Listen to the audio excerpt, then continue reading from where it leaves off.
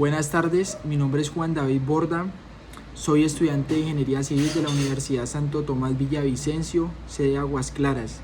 Por medio del siguiente video les voy a exponer la sustentación del parcial del segundo corte realizado en la asignatura Análisis Estructural con el ingeniero Hugo. Voy a darles a conocer el parcial, la solución del parcial y explicarles para que ustedes puedan entender y se pueda dar por entendido los temas del segundo corte. Bueno, entonces les voy a explicar la solución y el desarrollo que se le dio al parcial para poder obtener los resultados. El parcial se divide en dos fases, se divide en viga y se divide en pórtico. Lo primero que vamos a explicar es la viga. Entonces, en primer lugar, tomamos la viga, se divide en cada elemento que se observa, ¿sí?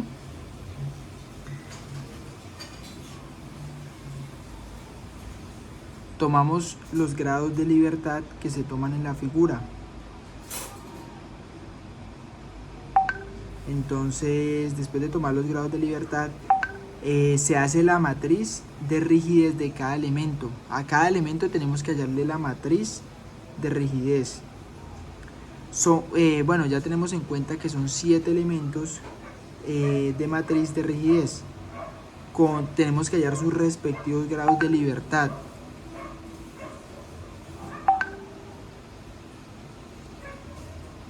Entonces, ya teniendo los grados de libertad y la matriz de rigidez de cada elemento, se hace el sistema, la caja del sistema completo, teniendo esos dos resultados importantes. Después se hace una reducción de esta matriz, se hace una reducción de la matriz dependiendo de las restricciones que tenga. O sea, depende de la restricción que tenga cada matriz, se hacen las reducciones. Las restricciones van en los elementos de la viga. Cada restricción va al elemento de la viga. Entonces ya después tomamos los grados de libertad que están restringidos en la matriz que se hizo. O sea, en la matriz que se hizo tomamos los grados de libertad que están restringidos. Ya después, teniendo la matriz reducida, se hace la matriz inversa de esa matriz. Entonces, de la matriz que nos dio se hace la matriz inversa, que eso es lo que vemos en álgebra lineal, que es muy importante para aplicarlo acá en esta materia, en este tema. Después se hacen dos vectores que los vamos a denominar QJ y QF, que el QF son las cargas puntuales de cada elemento y el QJ es 0. O sea, las cargas puntuales son muy importantes, identificar cuando una carga es puntual y cuando es una carga distribuida. Puntual es cuando un elemento soporta algo en cierto elemento específico.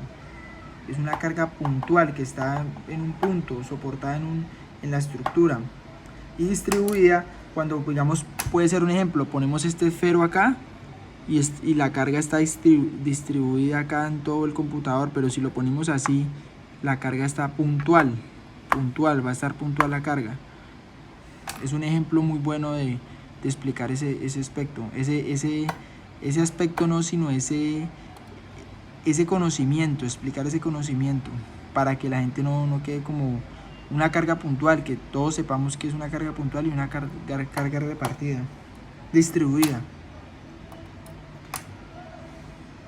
Entonces ya dijimos que dominamos QJ y QF. El QF son las cargas puntuales de cada elemento. Y como ya lo explicamos, y el QJ en este caso es 0 porque se hace el análisis de las fuerzas puntuales. Entonces decimos que es 0. Externas de cada nodo, ¿sí? Entonces, en este caso es 0 porque se hace el análisis de que las fuerzas puntuales 0 son externas de cada nodo. Por eso decimos que es 0.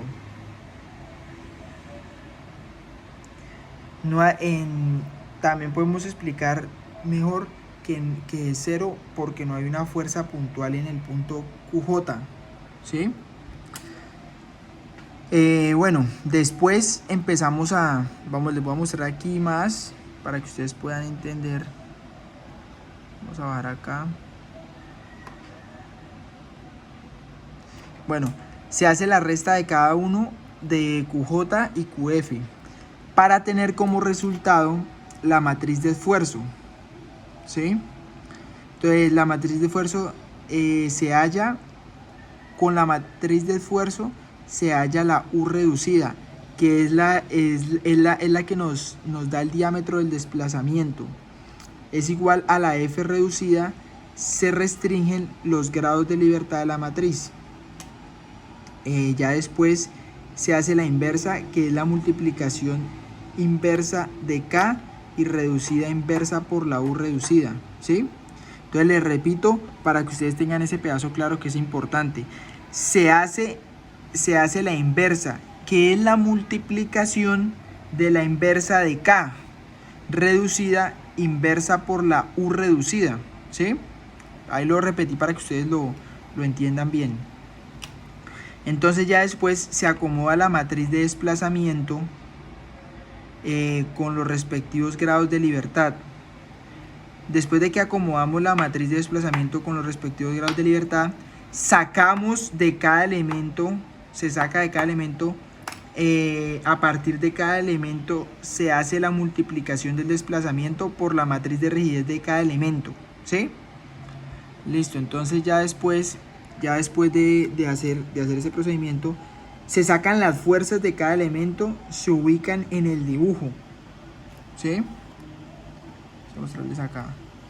Entonces, de cada elemento se hace, bueno, listo, dijimos lo de las fuerzas de cada elemento, se ubican en el dibujo.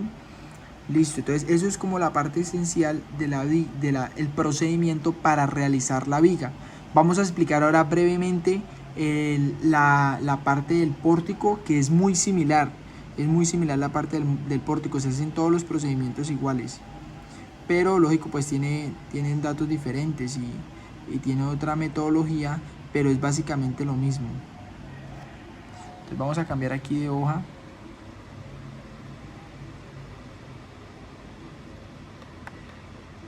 Bueno, vamos a mostrarles acá.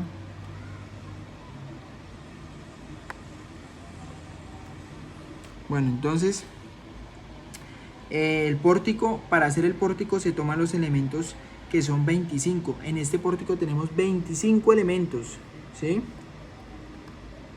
Tenemos 25 elementos. Vamos a correr aquí para verlos bien. Ahí ya los pueden visualizar. Se toman los elementos respectivos de columnas y vigas. Entonces tenemos que analizar cuáles son las columnas y cuáles son las vigas. De pronto, para los que, como este video lo vamos a subir a YouTube, y para los que no saben cuáles son las vigas y cuáles son las columnas, las vigas son las que van horizontalmente en la estructura, las columnas son las que van verticalmente a la estructura. A partir de eso se hace la matriz de rigidez. Ya teniendo identificados los 25 elementos, hacemos la matriz de rigidez. De todo, entonces bueno, hallamos la matriz de rigidez de todo el sistema, teniendo en cuenta que hay 45 grados de libertad. Se hace lo mismo que la viga, se halla QF, se halla QJ. En QF sí hay cargas puntuales en cada nodo. ¿Por qué? Porque se toman dependiendo el grado de la libertad en el que está, ¿sí me entienden? O sea, se toma el grado de libertad dependiendo en el grado, se toma el grado de libertad dependiendo en el nodo que esté puntualmente, ¿sí? Entonces el QJ y el QF, como no hay carga puntual en este caso, ¿sí? Como no hay carga puntual en este caso, en las columnas todas son 0. Las vigas sí tienen una carga puntual. Entonces ahí es cuando hay que identificar cuando hay carga puntual y no hay carga puntual. Es muy relevante ese aspecto en este tema.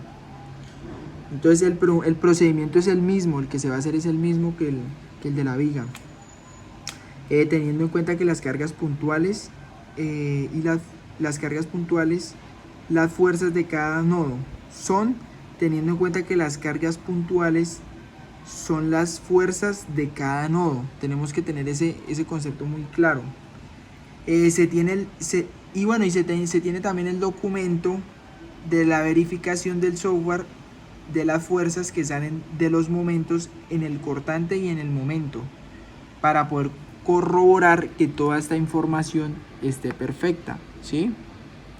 La ingresamos al software donde se modela la estructura, aquí la pueden ver. Entonces, pues este tema es muy importante.